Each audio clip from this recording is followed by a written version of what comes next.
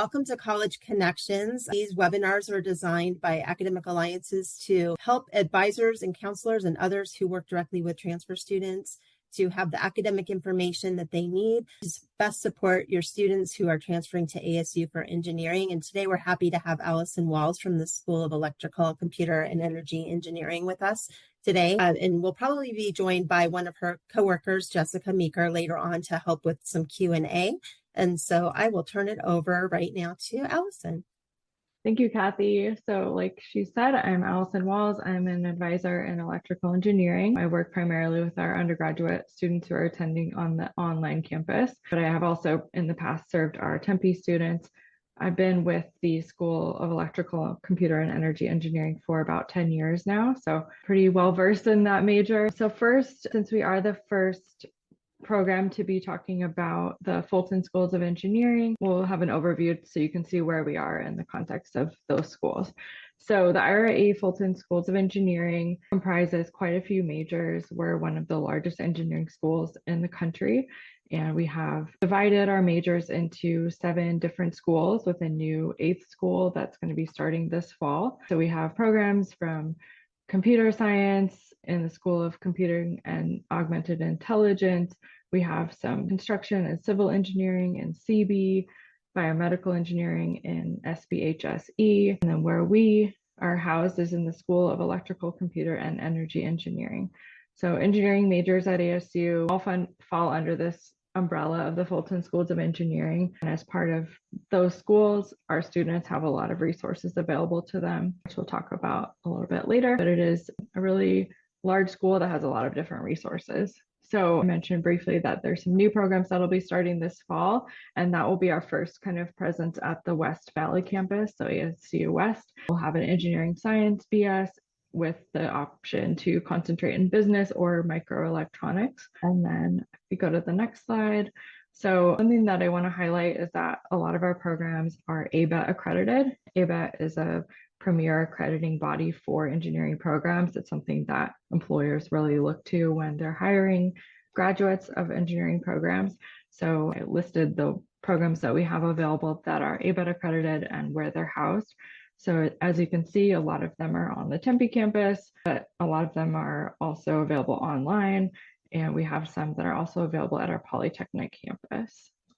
On the next slide, even more of our accredited programs. So we have, quite a few. So some things to know about the Fulton schools kind of are guided by the Fulton difference. So we aim to provide this experience to our students, and the guiding principles of the Fulton difference are to cultivate excellence, deliver innovation that matters, encourage bold thinking, foster a community of learning and collaboration, and build a foundation for all to be successful. So kind of like the larger ASU charter, we're defined by who we include, not who we exclude. So on the next slide, here's some examples of parts of the Fulton experience, Fulton difference that our students get to use if they are part of a Fulton major. So we have our own dedicated career center only for Fulton students. So in addition to the ASU larger career center, we have our own Fulton Schools Career Center. And twice a year, we put on career fairs in person and online. We have a lot of other different programs like Fulton Grand Challenge Scholars, Fulton Schools Student Council, Fulton ambassadors, who if you've been on a tour of campus, those are the ones who lead the Fulton tours to show students where the labs are and where most of their Fulton engineering classes will be held. So we definitely encourage you, if you're advising a student who's wanting to transition to ASU, to go on one of those tours. The Fulton Undergraduate Research Initiative, FURY, EPICS, and the Order of the Engineer, which is something that a lot of our students will do. It's sort of a pledge similar to the Hippocratic Oath, where they're pledging to, uphold standards of integrity and things like that. So the next slide. Some more of our resources available. We have our own tutoring centers, and those cover engineering courses, but also math and science courses that are required for a lot of the engineering majors. Fulton student organizations, we have an IEEE chapter, which is the electrical engineering honorary. We have competitive teams, like we have the academic bowl that our Fulton schools have done, I believe, for the past few years. We have Fulton scholarships. We have our own scholarship search website, so students in the Fulton schools can search for scholarships that they are eligible for as engineering students. Academic advising, that's our role. We are all dedicated to only one or a handful of different majors. So we are really well versed in the requirements for those degrees. Peer mentors, E2 camp is something that is available to our first time college students. They attend that the summer before they start school at ASU. So for most transfer students, that isn't going to be part of their first year experience, but they can serve as counselors, which are called C2s if they want to be part of that experience. And then Generator Labs, they run events like hackathons and Devil's Invent and things like that to help students kind of put their experience to use in programs like that. All right, next slide. So next, we'll talk about our major specifically. So electrical engineering is housed within the electrical, computer, and energy engineering schools. We offer the BSc in electrical engineering, and then we also have an option to concentrate in electrical power and energy systems. So those are the only undergraduate programs we have in our school. So because of that, we are, really well acquainted with this major. Luckily for us, we only advise on the one major, so we are really well knowledgeable about those programs. All right, next slide. So within the electrical engineering undergraduate degree program, students will learn a little bit about each of these areas, which roughly correspond to the areas that they could work in as an electrical engineer, or if they want to pursue graduate study, these are different areas that they can specialize in. These are the areas where our faculty are doing research. So they get a little bit of introduction to all of these. Our power program is especially kind of renowned. We have a lot of really accomplished power faculty, and that's part of why we offer that power concentration. So the next slide. So our programs in electrical engineering, we offer them in Tempe or 100% online. So if a student wants to attend online, they don't ever have to come to campus. So they don't have to attend labs in person or anything like that. Our online and our Tempe campus programs are both ABET accredited, same faculty, same coursework.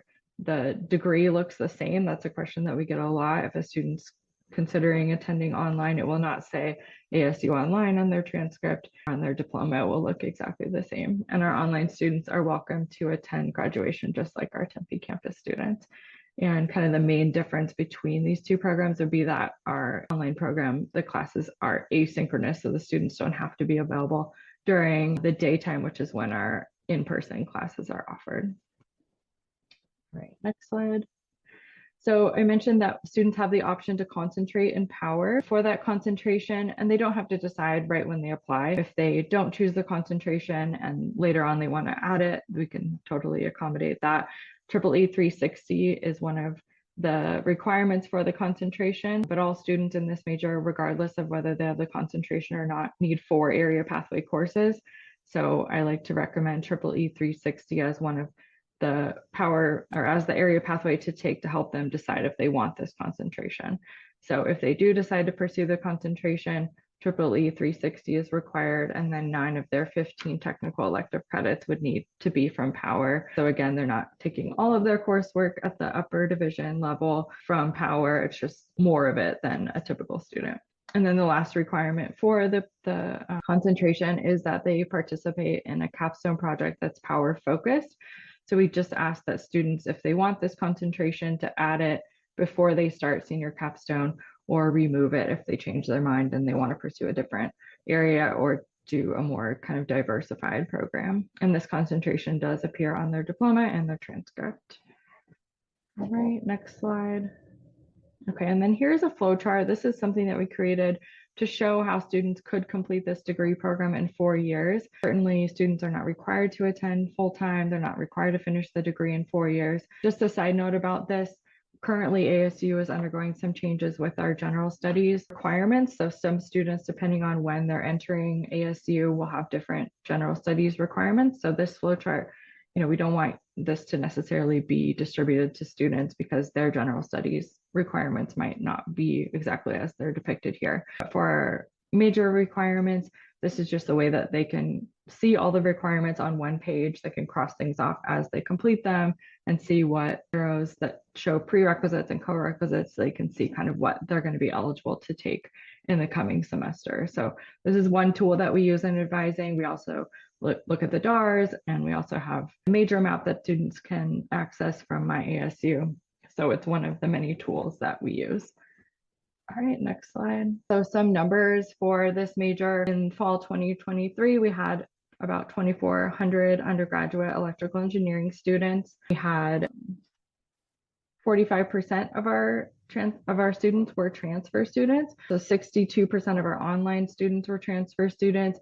18% of our Tempe campus students were transfer students. So we do have a pretty heavy transfer student population, especially on the online side.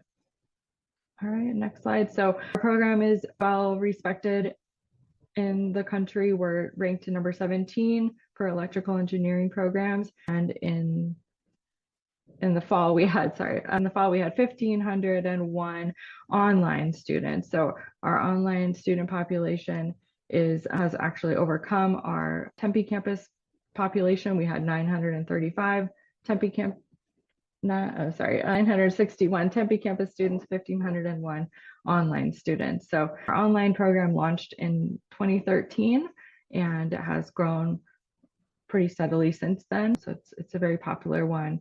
It's one of the few that is fully online. So that's a big draw for our online students. All right, so next we'll talk about the admission criteria for this major.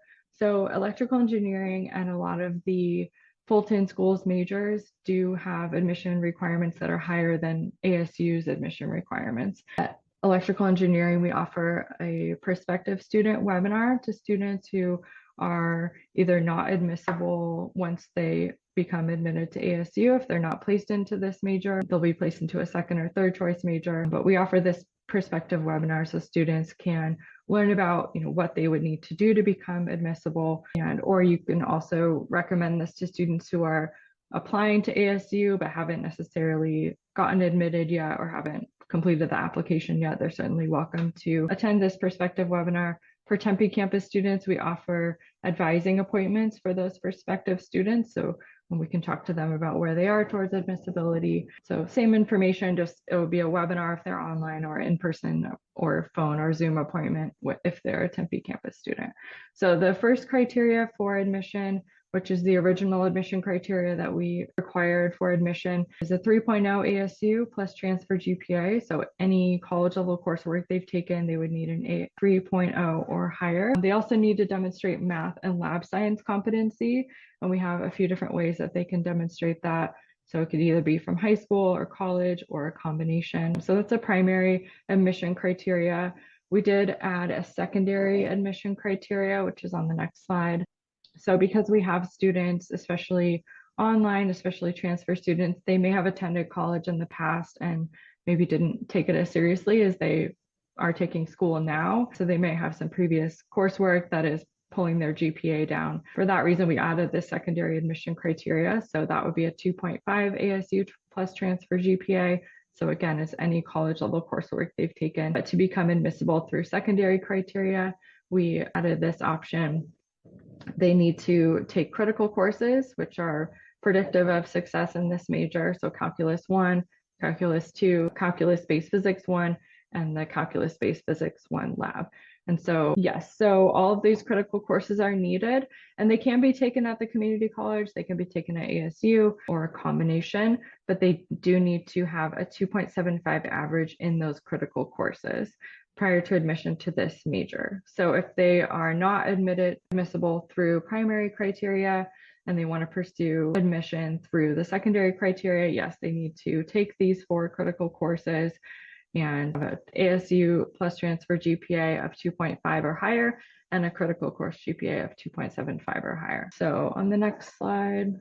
So yeah, we don't make exceptions in the sense that if a student has like a 2.48 GPA, we wouldn't be able to admit them until they do reach that 2.5. It's pretty strict in that sense, but students can take courses towards this degree. They can, take more courses to raise that GPA. Even once they're admitted to ASU, if they're in a second or third choice major, they can continue to take courses, either the critical courses or other courses if they're wanting to raise their overall GPA for primary admission criteria. Some cases we have students attend our prospective webinars or a prospective student appointment, and it really is pretty far out of reach.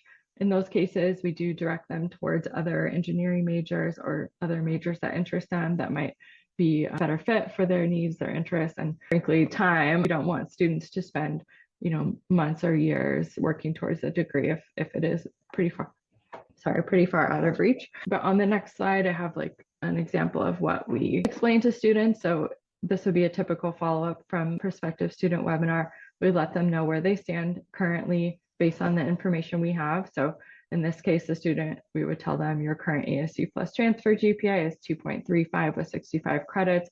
And then we give them a breakdown of what they need to do to become admissible. So in this case, the student would need 7 credits of A grades or 20 credits of B grades. So we really want to highlight, the time and the kind of stakes that they would need to meet in order to become admissible. So we lay this out for them. And then here I included what the courses are coded as at the Maricopa community colleges so that you can make that information available to your students. All right, next slide.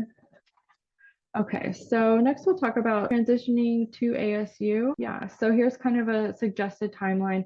We want students to meet with their community college advisors and talk about their timeline, when does it make sense to apply to ASU? What courses can they still take towards their degree at the community college? And then once they are ready to apply to ASU, that would be around the time they would want to attend that prospective student webinar, or if they believe they're admissible, they can choose that electrical engineering major as their first choice. And then once they've applied to ASU, once they've finished their courses at the community college, they should send their final transcripts to ASU and then attend orientation and schedule their classes. Allison, can I interrupt with a quick question? Yeah, for sure. Samuel asked, is the prospective webinar publicly available or is it an invite basis?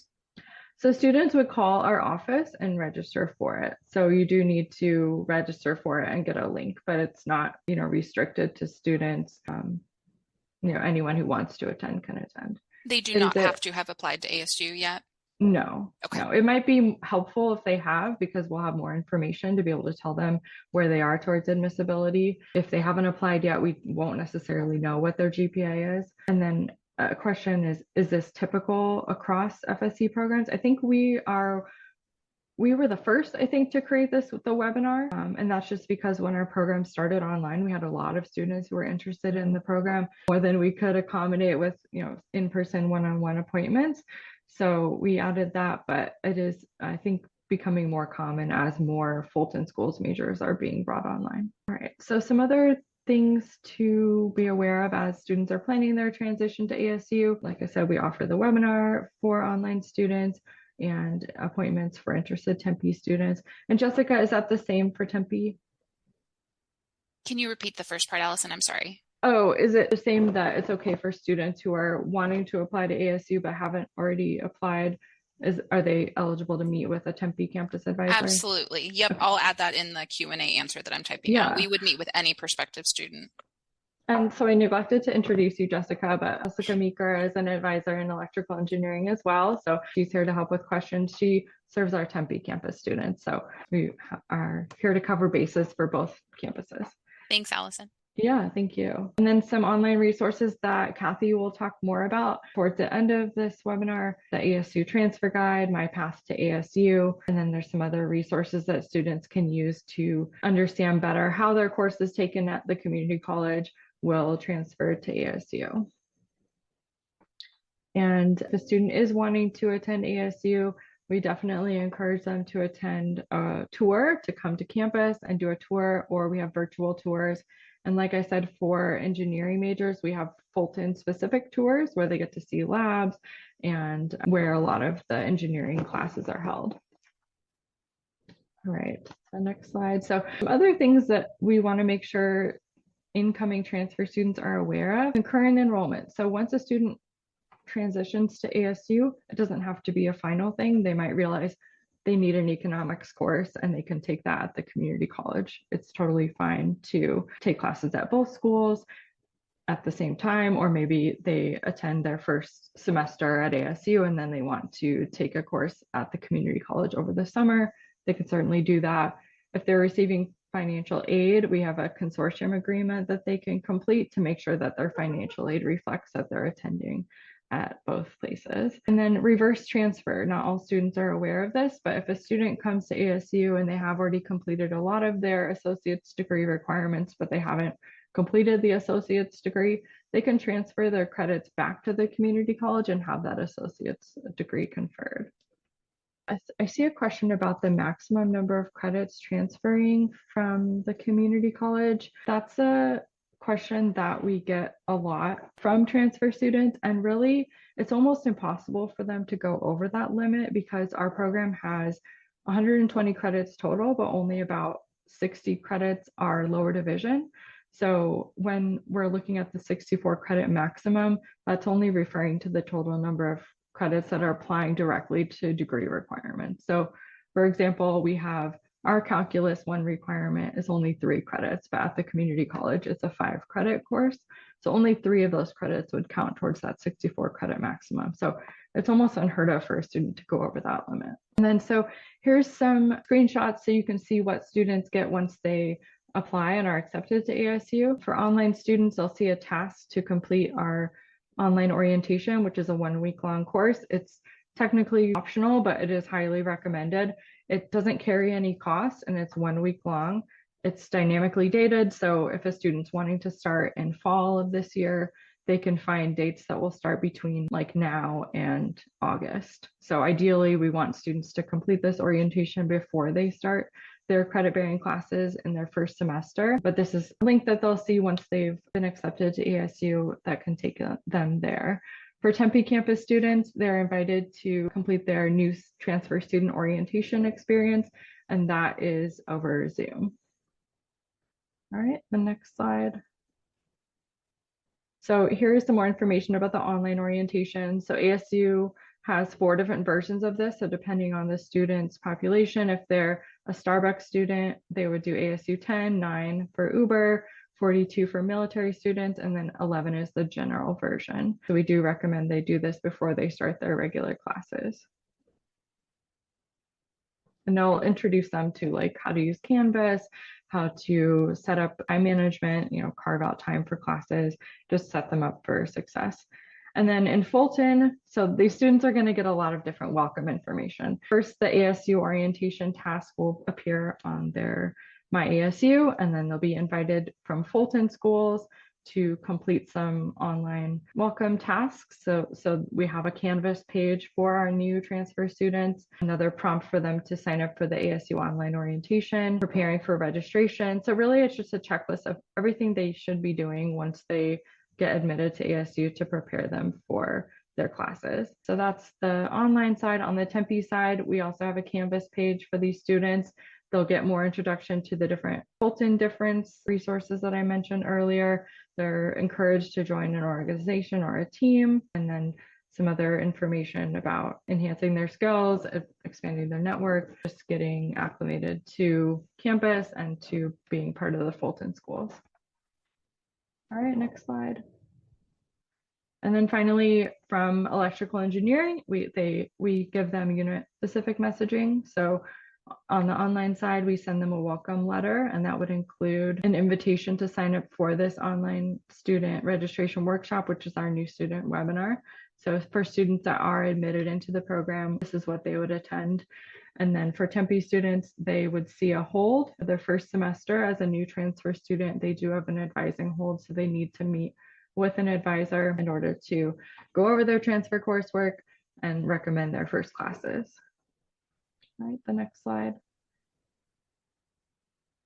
And so in the initial advising appointment, we want to learn about, what's motivating them, what are their goals. We'll let them know what support's available to them, what the purpose of advising is, what our role is, how we can assist them.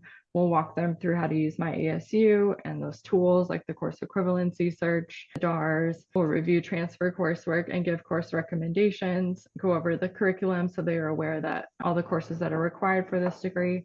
Give them a timeline to graduation. So based on if they say they want to attend full-time, part-time, if they're going to take summer classes, if they do want to be concurrently enrolled at the community college, how that might all play into their timeline. What are their goals after graduation? We can recommend Handshake to get them going with an internship, or let them know how to set themselves up to be marketable candidates once they graduate.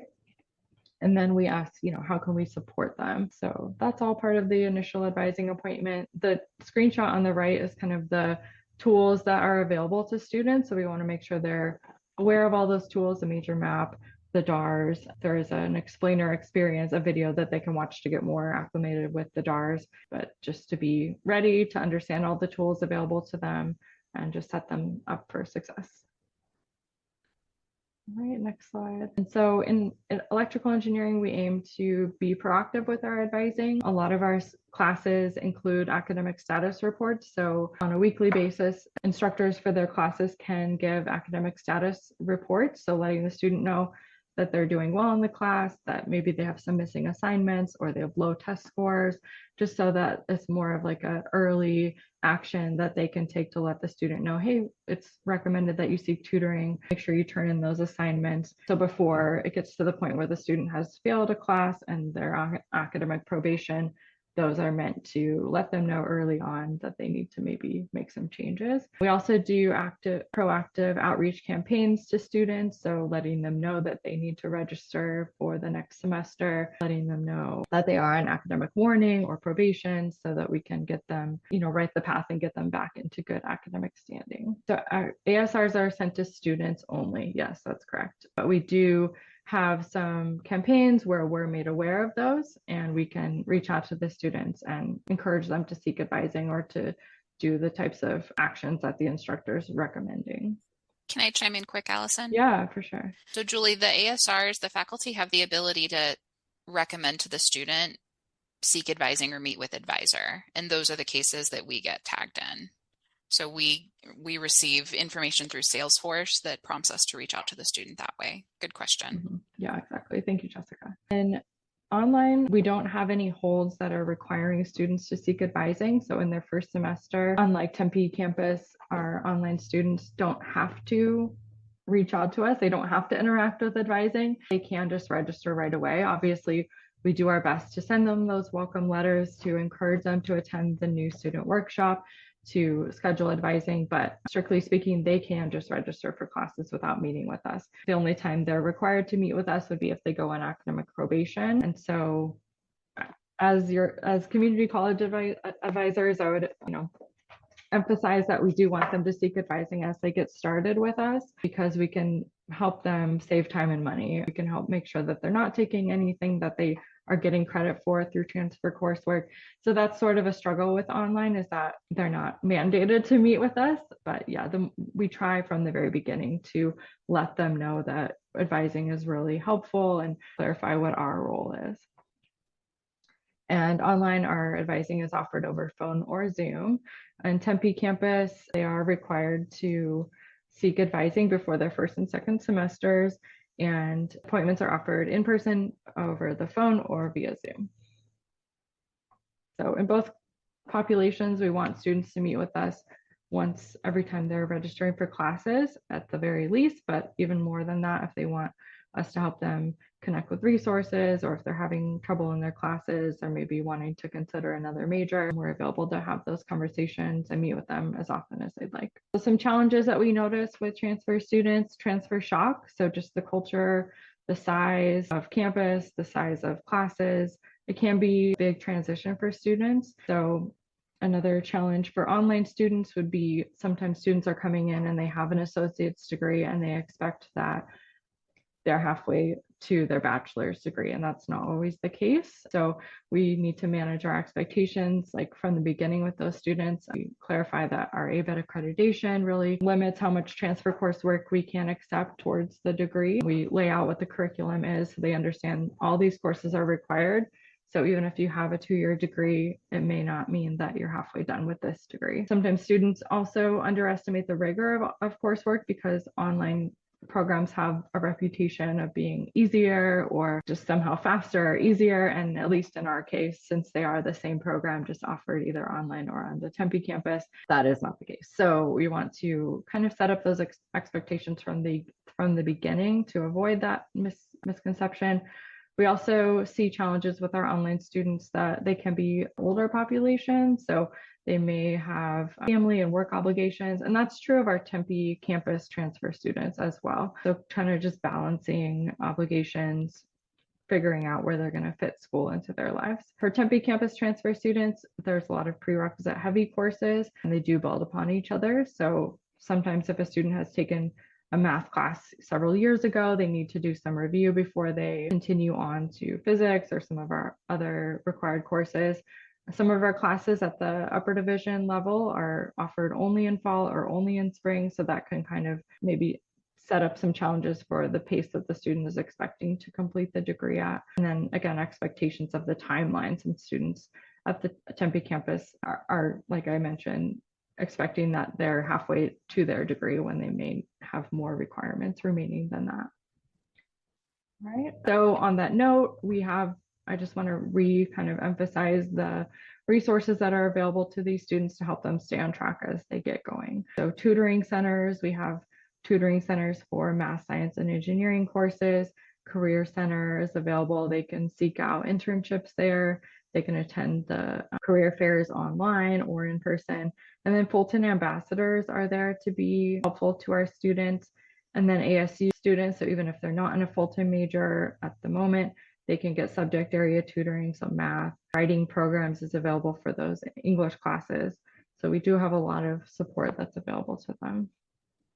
Yes, tutoring is available online. We do also really encourage students to get involved so that they are more kind of affiliated with the school, whether they're online or Tempe campus. A lot of our student organizations are available to our online students. In electrical engineering specifically, we have ambassadors that are available to help students, especially newer students. If a student is maybe a military student and they're feeling like they don't have a lot in common with other students in the major, we can connect them with an ambassador who maybe has a similar background just so they can have kind of a peer relationship. And then we have some student created communities that, we recommend with a grain of salt because they're not moderated by us, but that could be helpful if a student is wondering which technical electives to take. Maybe they're wanting to take a class with someone else, kind of coordinate things like that. So we have a Discord and a Piazza community that are student run. And then students can also get involved through paid opportunities like ASU 101 section leaders. So if they took ASU 101 and they did really well in that class, they can sign up to be a section leader, or they can be a teaching assistant. I'm used to working with military students where TA stands for tuition assistants, but teaching assistants, and that does pay a stipend, and that's available for online students as well.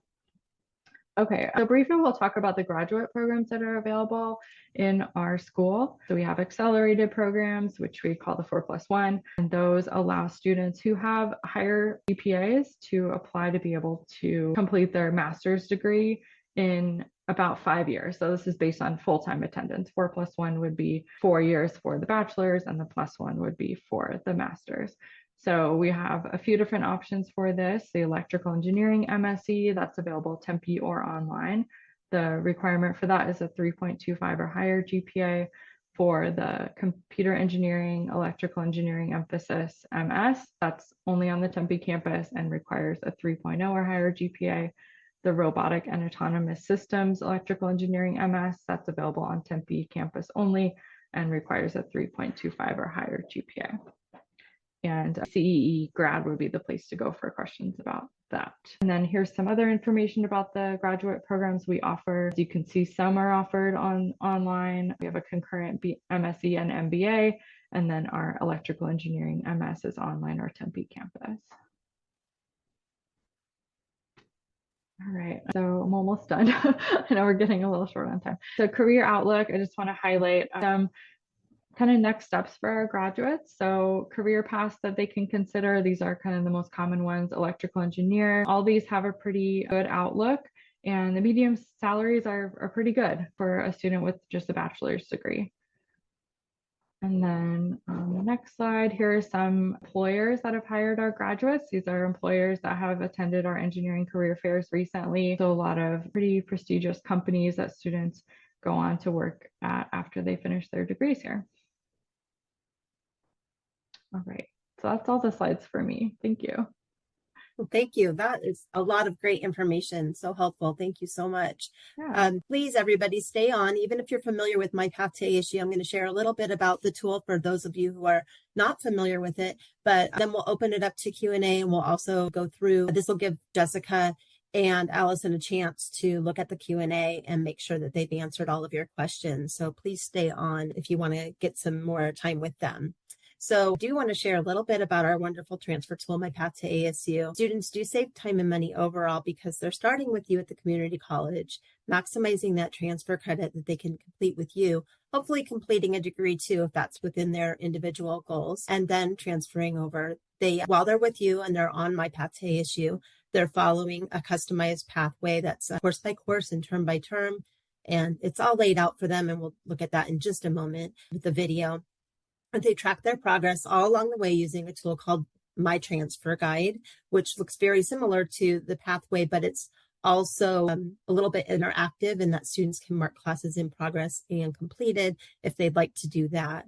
They receive personalized communications all along the way when they're signed up for My Path to ASU. So a lot of times we get the question, can't I just follow the pathway, not sign up for My Path to ASU? This is one of the major benefits of signing up for My Path to ASU, is that before students apply to ASU, we're already connected with your students that way so that they can receive pertinent information about their major, about their college. They do hear from the dean of their college when they sign up. They also get connected with our transfer student ambassadors, and they receive invitations to online and in-person events. So it's a great way for your students to stay in touch and feel a part of the ASU community while they're still taking classes with you.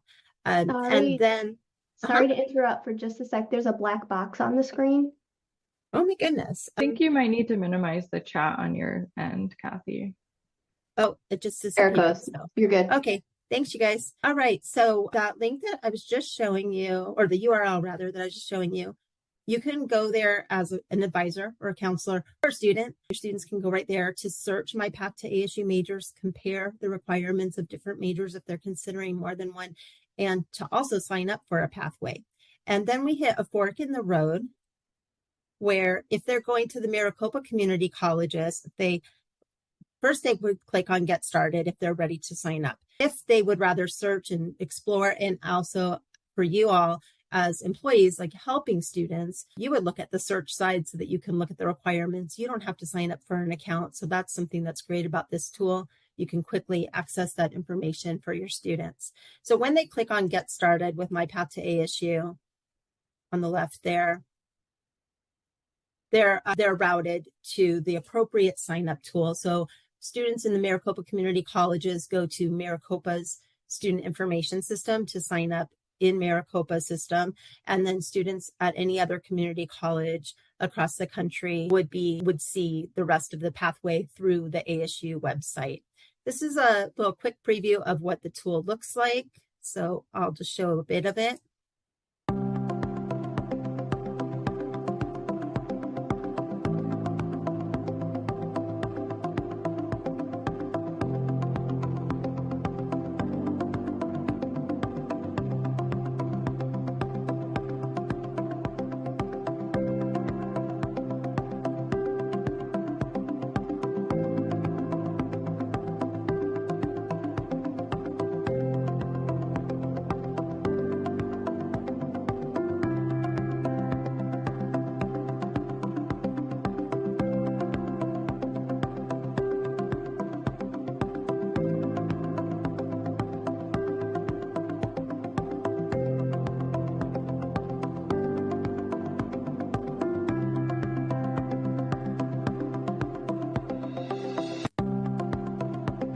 Definitely won't show it twice. So students put in where they're going to community college. And so if they put in that they're going to a Maricopa Community College, then like I said, they're routed to Maricopa's Student Information System to complete their sign up.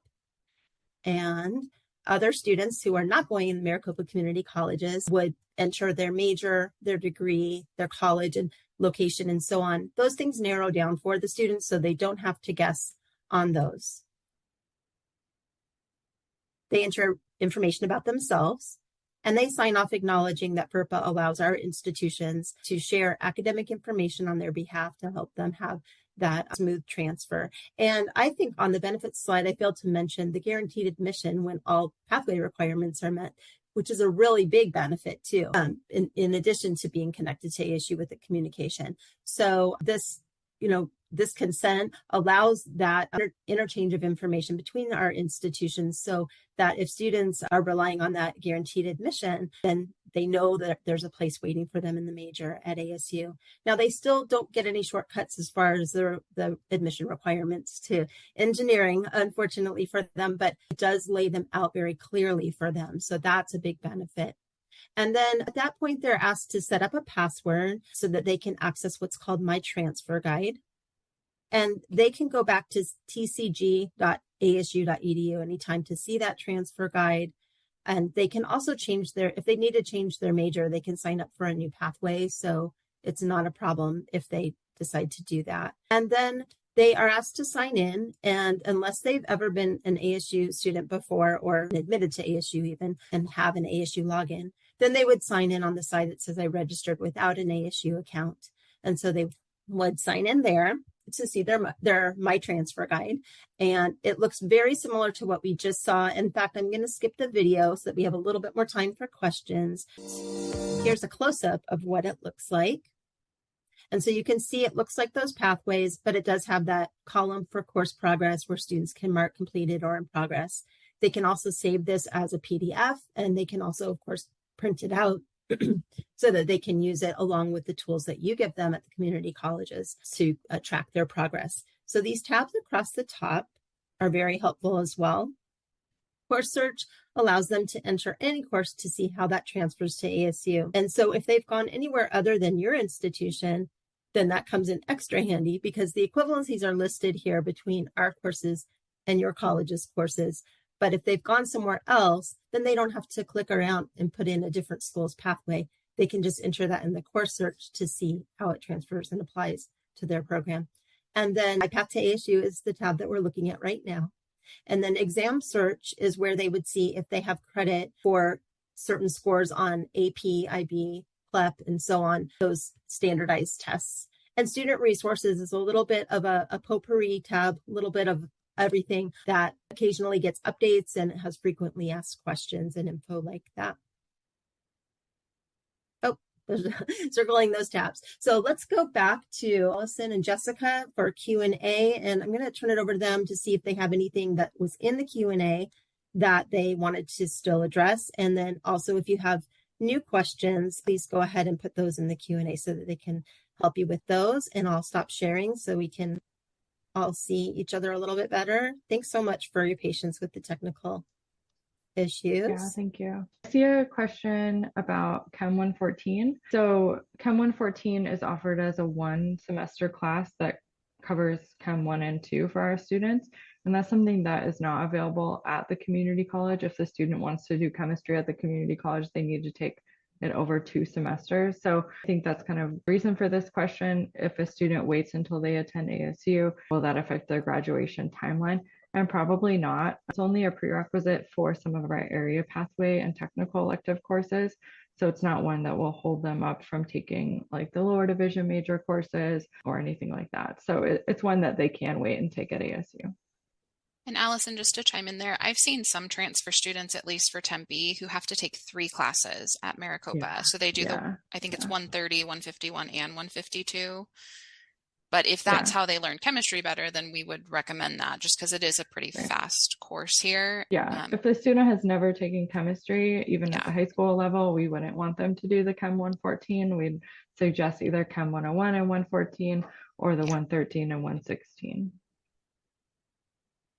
And for Tempe students, they're in chem about 5 hours a week between the lab and recitation and lecture. So we always prime them with that.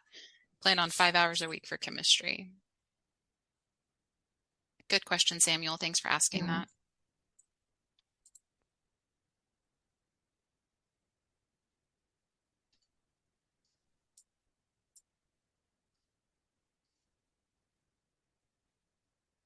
Any other questions? Julie, I saw that you put in the chat about, advising students that it's a 2-year program. What we see most commonly for Tempe students, at least, is that the students are not taking all of the courses on the MAP agreement. And so that's why it's longer, but we're always happy to meet with them. I recommend students meet with us a year before they plan to be here. whether it's the online perspective webinar for online students or an appointment. If they're going to be at the Tempe campus, we're happy to meet with them anytime.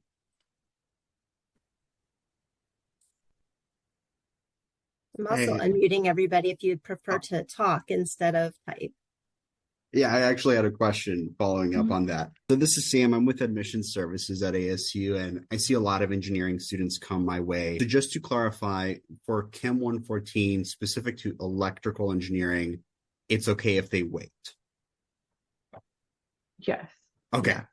'Cause the reason I ask is I also see a lot of mechanical engineering, and when I look at those major maps, for sure, Chem 114 is a prereq for some later coursework in term 5 when we're looking at the MyPath. So just wanted to clarify that. Yeah, So it's not- definitely Okay. different for those other majors, Sam. We're Yeah. fortunate that that's not us. Perfect. Thank you. So it's just case by case with engineering with Chem 114. Yeah, and it's not that's not a degree requirement for admission for them. I know you said that in one of your Q&A questions that on the map it says that they can take it the summer before admission, Yeah. or that they enroll, I should say, but they don't have to take it then. I think that's a Okay. great time to take it, but Yeah. if their plan fits it in later, they can do it in a fall Yeah. or spring. That might be something we'll need to fix on the ASU end then, because I know that's a note common for mechanical engineering, and I'm not sure if that was taken for mechanical across all the chemistry in engineering programs, because that note is pretty much with the majority of engineering on MyPath. Well, but the note's not wrong because it says Okay. if they don't take it at Maricopa, it must be completed at ASU. Okay. But Okay. but I see what you're saying. It doesn't have to be taken that summer Okay. for us anyway. Yeah, I see. That might be something we can look at, Listen and Kathy, if that needs to be updated. I'm not sure who does that for us. Yeah. In the chat, so the question is, will students only receive the credits worth for, yeah, so they would either, doesn't really matter. Let me start over. So only 4 credits would apply towards the 64. So whether they took 2 classes at the community college, the requirement is Chem 114 or 116. So if they took Chem 113 and 116, only the 4 credits for Chem 116 would count towards the 64 hours. And then Brian had a question.